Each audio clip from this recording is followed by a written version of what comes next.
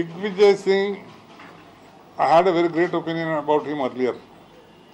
After I saw his statement today, he is the bluffer. How dare he says that he told me that it has been decided to give it to a Mahila? How dare he says I have suggested that name? నాకు ఆమె మీదేం వ్యతిరేకత లేదు, మీరు ఎవరికి ఇచ్చుకున్నా నాకేం బాధ లేదు. కానీ నువ్వు ఇన్ఛార్జ్ జనరల్ సెక్రటరీగా నీకు నాతో మాట్లాడాల్సిన బాధ్యత ఉన్నది. ఎందుకంటే నేను పీసీసీ కాకపోవచ్చు, కానీ నేను రిటైర్ అయినాను, అపోజిషన్ లీడర్గా ఉన్నాను. నా పర్ఫార్మెన్స్ ఇన్ ద హౌస్లో అపోజిషన్ లీడర్గా ఆ దిగ్విజయ్ సింగ్ ఏం తెలుసో తెలియదు, ఎందుకంటే ఆయన అన్ని చెప్పుడు మాటలు వినే రకం, కానీ మీకైతే తెలుసు.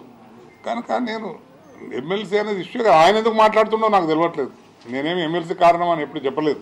I don't know why. దానికోసము ఆయన సేవ్ చేసుకోవడానికి నా అబద్ధాలు చెప్పడం ఏమవసరము? ఆపర్చునిజం, నేను పదవి కొరకు పోతే ఆపర్చునిజం.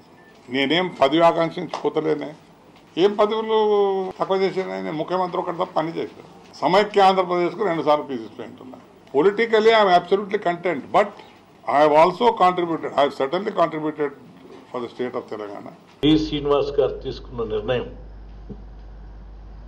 ఇది చాలా బాధాకరమైన సంఘటనే కాదు, చాలా అనాలోచితమైన చర్యగా కూడా నేను భావిస్తున్నాను. కాంగ్రెస్ పార్టీలో మొదటి నుంచి ఇప్పటి వరకు వివిధ స్థాయిల్లో